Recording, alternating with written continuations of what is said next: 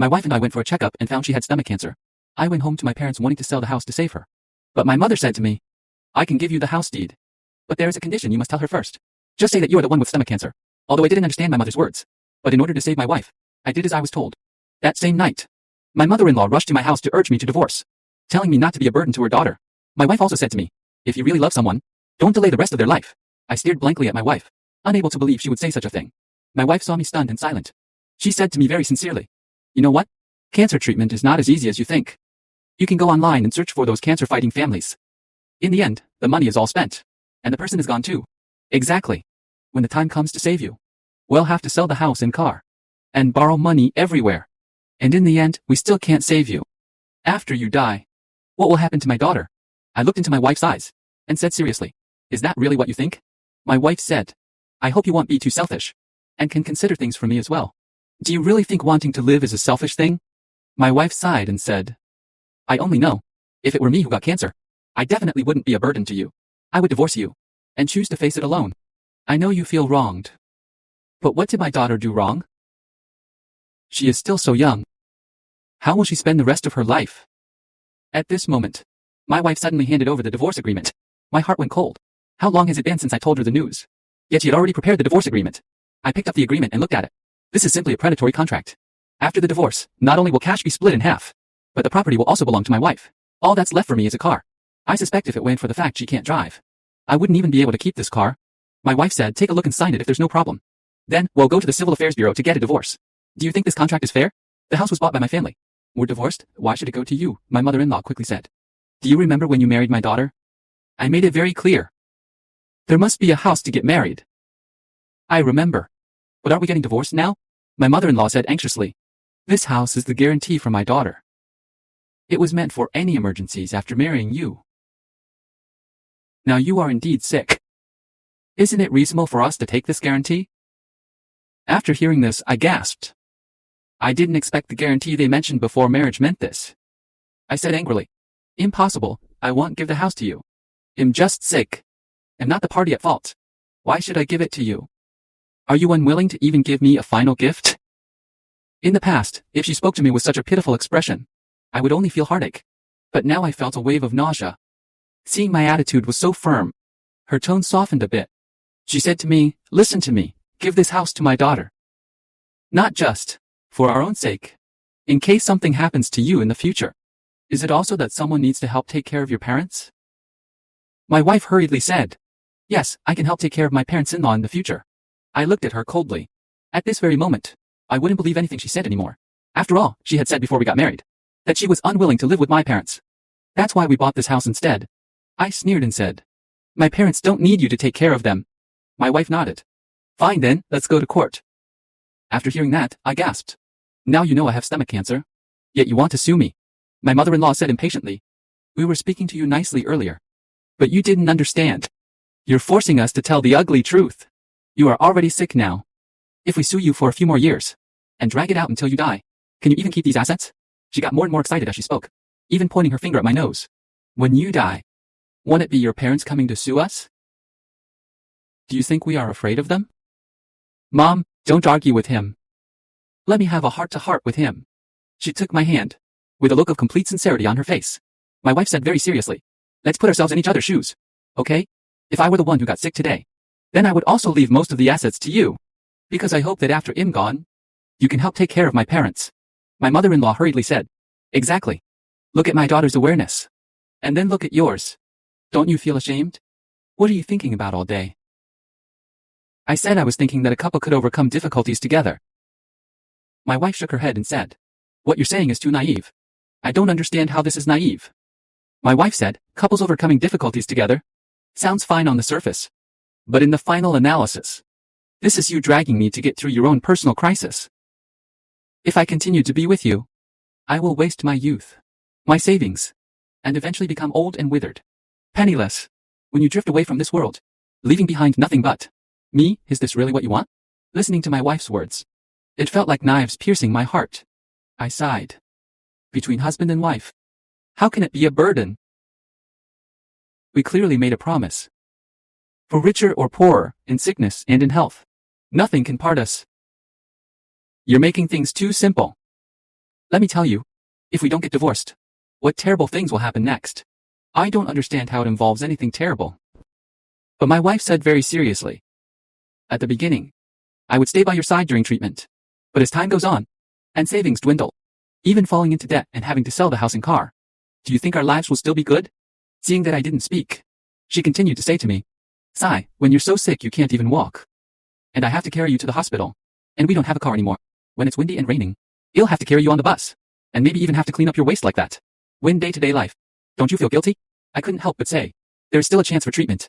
As long as we get through this difficulty, life might get better in the future. My wife saw I was still arguing with her. Suddenly said, why should I use the rest of my life to gamble on a probability? A simple sentence. But it made my heart turn completely cold. My wife said, if we win the gamble, then fine. But what if we lose? If we lose, what am putting on the line is my whole life. You keep talking about facing it together. Isn't it actually just selfishness? From beginning to end, you've only been thinking about making me sacrifice. As she spoke, she actually started crying. I am a human being too. Before you thought about wanting to live yourself, why didn't you think that I am also just a human being? I also want to have an ordinary and happy life. My mother-in-law quickly handed my wife a tissue. She patted my wife's shoulder and said comfortingly, this person just doesn't know what's good for him. From beginning to end, he only thought of himself and never considered your feelings. But my wife cried more and more painfully. Finally, she couldn't help but wail loudly. Why should I use decades of my remaining life to gamble on your probability? If you love me, you should drag me along. I looked at my wife crying, thinking about the words she had said in my mind. At this moment, I finally understood my mother's good intentions. My wife said, now you have fallen into the abyss. If I could pull you, I would definitely pull you up. The problem is I'm really so powerless. By you holding onto my hand like this, it will only end up dragging both of us into the abyss. I said with a bitter smile. You're right. Since we loved each other, we should consider each other. There's no need to pull the other person into the abyss too. Hearing my tone soften, my wife and mother-in-law glanced at each other, and quickly and excitedly said to me, it's good that you can understand. My bringing up divorce today is absolutely not because I'm cold and heartless. It's precisely because we loved each other that we can't reach that point. Just at this moment, my phone suddenly rang. It was a text message from my mother. The message said, I've already asked around. This old house of ours can still be sold for $600,000. It should be enough for a few years of treatment. My mother-in-law saw the content on the phone screen. You've already contacted your mom to sell the old house? Is that so? My wife gasped and said, you didn't even discuss selling the old house with me. That's really selfish enough. If I didn't bring up divorce with you today, would you have sold this house as well? He didn't treat you as family at all. He just wanted to sell the old house and then bring his parents over. By then you won't just have to serve him alone, but also serve two elderly people. I really didn't expect you to be this kind of person. What right do you have, without my consent, to make your parents live with me? Wait a minute. Your words are a bit contradictory. You just said, if I left the house to you, you would help take care of my parents. But now you say what right do they have to live with me? What exactly do you mean? That was supposed to be in over 10 years when I'm successful in my career.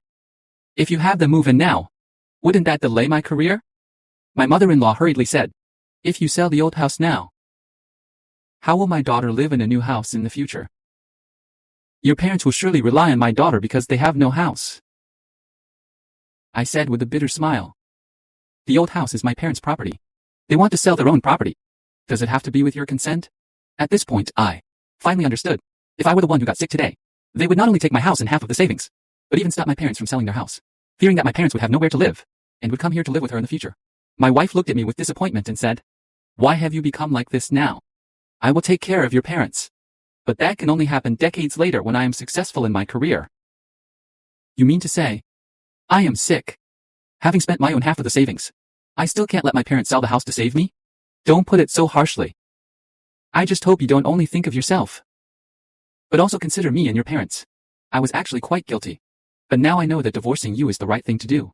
Because you are truly selfish. I sighed. Since you want to divorce me, then let's get a divorce. My wife quickly went to get a pen and put on a gentle face again, saying this is for the best. We once loved each other so passionately. Don't let the end become so ugly. I gave a cold laugh, then crossed out my wife's name as party A on the contract, and signed my own name. The smile on my wife's face gradually froze. She said, what do you mean by this? I looked at my wife's face, remembering every bit of our years together. I said sincerely, you keep saying that you're worried about being burdened? So now I'm giving back everything that belongs to you. In a legal sense, these are all your assets. And since my salary is higher than yours, you've actually gained a bit. Then I took my wife's hand and said gently, you also know that I am a sick person now. I want to live by keeping these assets. I can sell them later. You won't be burdened anymore. If you ever loved me, at least don't take away my hope of living, okay? This was also the last chance I gave my wife. If she agreed, it would mean what she said just now was the truth. And I was judging a noble person with a petty mind. Unfortunately, my wife didn't cherish this opportunity. She shook off my hand fiercely and shouted at me. It was agreed before marriage to give me a house as security. Now I'm about to become a widow. Why should you take away the security that belongs to me? My mother-in-law grabbed the divorce agreement and tore it up. Fine, when we were speaking kindly to you, you didn't cherish it. Then we will go to court. Let's see how long you can last in your sickly state. After saying that, she threw the pieces of the divorce agreement right in my face. I watched coldly as the two of them became exasperated, and my wife even took out her phone and made a call, saying calmly, "Lawyer, things didn't go well here, let's file a lawsuit." Looking at my wife like this, I already understood what she was thinking. In fact, we should be thinking about the same thing. I would not take out the diagnosis report to slap them in the face at this time. Only the most foolish people would bring out the diagnostic report and tell the truth at this time. Because my wife and I thought of the same law. Spouses have a duty of support to each other. At this moment, she thinks I am the one who is sick. If she doesn't save me, she breaks the law, and similarly, if I don't save her, then I also break the law. If I brought out the diagnostic report at this time, my wife would resolutely refuse to divorce. And given the court's nature, they would also reject my divorce application. At this moment, the one thing my wife and I both want is to get divorced quickly, to avoid the law regarding spousal support obligations. Sure enough, after we applied for divorce at the Civil Affairs Bureau, my wife just ran off. She didn't contact me at all, spending all her time collecting property evidence and contacting lawyers. I only felt it was pathetic. In order to successfully fight the divorce lawsuit against me, she was busy all day long, even unable to find time to go to the hospital to check her own physical exam report. During this period, I wasn't idle either, contacting lawyers everywhere, letting my wife know I was prepared for a lawsuit. This made her even more anxious, completely ignoring her own physical exam report, studying the lawsuit with lawyers every day. Under this to-go war, the divorce cooling-off period finally ended. We finally got the divorce certificate. My ex-wife sneered and said, "Let's fight the lawsuit slowly from now on. Let's see if I can drag you down to death." I sighed and handed over her physical exam report. After all, we were a couple for a while. "I have a gift to give you." She was stunned for a moment and asked me what it was. I said, "Didn't we go for a physical exam together before? I checked with the hospital. You were too busy and never had time to pick it up. So I picked it up for you." My ex-wife immediately sneered. "Even now you're starting to act like you care about me again. Do you hope I can show you some mercy?" "I'm telling you, no way." My mother-in-law stood beside my wife and egged her on, saying, "Don't believe this guy, he is just selfish. Don't soften your heart just because he shows a little concern."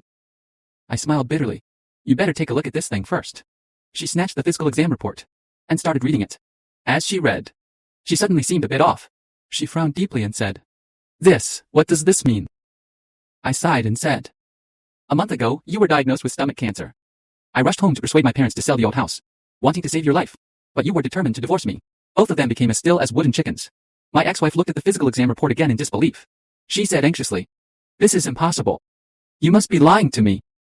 I shrugged and said, "If you don't believe it, you can go to another hospital for a re-examination. But you don't have much money on you now. You should spend it sparingly, and spend the money where it's most needed." After I finished speaking, I turned to leave.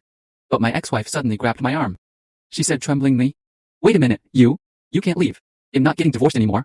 She quickly threw the divorce certificate back onto the counter and said to the staff anxiously, "We're not getting divorced. Help us apply for withdrawal now." The staff member said helplessly, "The certificates have already been issued to you too. How can it be withdrawn? During the cooling off period a month ago, what were you all doing?" My ex-wife said anxiously, "Oh, I regret it now. Hurry up and remarry me." I shook off my wife's hand and said indifferently, "Even if you want to remarry, I still don't agree. Besides, you were the one who proposed the divorce." Her tears burst out instantly. She grabbed my hand and said, while crying, "How can you do such a thing? You clearly knew I was sick. Why would you divorce me?" I looked at her in surprise. I said, "Do you want to hear what you were saying? You clearly were the one who said it before, that since you're sick, you should get a divorce, and not drag down the other person's rest of life." She cried and said, "How can that be the same?" She started using double standards. "I really don't understand how it's different." Seeing that I didn't speak, my ex-wife started to panic. "You can't leave. You must register the marriage with me now. We once loved each other so passionately. How can you abandon me and leave at my most difficult time?" My mother-in-law also said excitedly, "Yes, who says cancer can't be cured? There is a certain chance that cancer can be cured." "Hey," I said, "when I first found out you were sick, I had already tried everything to save you. It was you and your mother who said together, 'If you're sick, don't drag down your partner.' Isn't all this the outcome you wanted to achieve?" My ex-wife said, trembling with tears. "It's different. The situation back then was different." In her desperation, my mother-in-law blocked my way. She pointed at me and shouted excitedly, "How heartless. Your wife has cancer, and you want to leave her? How can there be someone as morally corrupt as you in this world?" She deliberately raised her voice seemingly trying to attract people's attention. The pathetic thing is, our voices went quiet just now either. The way everyone looked at them didn't show a hint of sympathy. The mother-in-law was furious. She raised her hand, posing as if to slap me, but eventually lowered it. She said to me softly, "We were wrong about the previous things. Do I have to kneel here and kowtow to you before you're willing to remarry my daughter? That seems worth considering." Hearing this, the mother-in-law hurriedly knelt in front of me. "It's all our fault. We were being immature before. I beg you, please save my daughter. My family doesn't have much money. My daughter will die." I looked at my mother-in-law kowtowing in front of me, and just felt it was a bit funny. After she finished kowtowing, the mother-in-law said expectantly, "Can you remarry my daughter now?" But I said seriously, "I've considered it clearly. I'm not remarrying." The mother-in-law's expression changed instantly. She said excitedly, "You actually dare to play me?" I shrugged and said nonchalantly, "I made it very clear to you from the start. I would only give it some serious thought. As a result, after considering it, I don't want to remarry. Is there a problem?" At this moment my ex-wife's emotions completely collapsed. "Is it necessary to treat my family like this? You clearly know I'm dying. And yet you still humiliate me and my mother." I said I was just humiliating you. "But when you knew I was about to die, you actually wanted to kill me," she said, crying. "No, I didn't want to kill you. I just felt at that time at least one of us should live well." I nodded and said, "That's right. So now I want to live well. Congratulations on convincing me. To think I used to want to save you like a fool." The mother-in-law roared in anger. "You knew your wife had cancer, yet you didn't say anything. This is illegal. You can go to the police station and sue me." But she didn't take the medical report herself. So what does that have to do with me? After saying that, I turned around and left, leaving only my ex-wife and mother-in-law standing there blankly. After knowing I resolutely refused to remarry, they even made a scene at my workplace. The boss had a talk with me. After knowing the specific situation, our workplace was quite loyal. They arranged a position for me at an out-of-town branch. Publicly, they claimed I had been fired. Then I took my parents and escaped from this trouble, resolutely not telling anyone our current home address. As for the marital home and the old house, they were both put up for sale. However, my ex-wife did not give up on suing me. The progress of such civil disputes is often quite slow. By the time the court hearing started, she was already skin and bones, sitting in the courtroom crying and complaining to the judge. He left me when I needed help the most. Now I only hope the court can uphold justice for me. Either rule our divorce invalid, or give that house to me. I am just a poor woman who wants to survive." She was crying very hard, but I had already prepared the evidence. I took out the previous home surveillance footage to show the court. The judge frowned while watching, said to the wife, "You were the one who initiated the divorce, right? When you thought he was sick." The ex-wife said, crying, "It's different. He is a man, and has a higher income than me. What I thought then was that I am just an ordinary girl. I couldn't take good care of him, and had no way to afford his medical expenses. So we divorced." The judge said, "Then why do you think now that you are sick? He wouldn't dare to divorce you?" I already said, "Because he has a higher income. He should have taken care of me in the first place. I am a dying person now. Even if I was really wrong, I don't deserve to die, do I? I am just an ordinary girl. I will definitely panic when things happen, and make wrong decisions. I hope the court can give me a chance to reform." But the judge just said calmly, "I am also a woman, but I do not agree with your statement." Finally, the court reached a verdict. The court held that the property was bought by me before marriage. The wife has no right to divide it. As for the assets after our marriage, they are joint marital property, divided half and half. But based on humanitarian grounds, the court required me to give 50,000 yuan. This is already the best outcome. Losing 50,000 yuan is better than losing this house. However, the ex-wife was still not satisfied. She said, crying, "I don't accept this. I want to appeal." "What is 50,000 yuan enough for?" "What a coincidence. I don't accept it either. I want to appeal." "You've kept your house. What right do you have to appeal?" I shrugged, saying, "This is the method you and your daughter gave me. I can keep appealing, dragging it out until your daughter dies. By the time she dies, humanitarian compensation won't be 50,000 yuan anymore. At most, it'll just be a few thousand for funeral expenses." My mother-in-law gasped, finally breaking down and shouting, "How can this person be so vicious?" To be honest, back when I thought my ex-wife was sick, I wanted to give everything to save her. But when I found out she wasn't my lover, but my enemy instead, then I won't be soft-hearted toward my enemy. The judge asked if I wanted to file an appeal. I just smiled and shook my head, because I knew there's a time limit for filing an appeal. I just need to submit it at the last moment. My only decision was to drag it out, just like the method this mother and daughter wanted to use on me at first. In the end, my ex-wife didn't make it to the next hearing. Her family didn't have much money left anyway, plus the time and effort spent on the lawsuit. Her condition quickly deteriorated. The day she died, I heard about it. I couldn't help but sigh. After all, we once loved each other passionately. But I didn't expect. Even with such a passionate love in the past, I was blind to the truth. I just want to advise everyone in the world to be kinder to themselves. Don't foolishly sacrifice just to move yourself.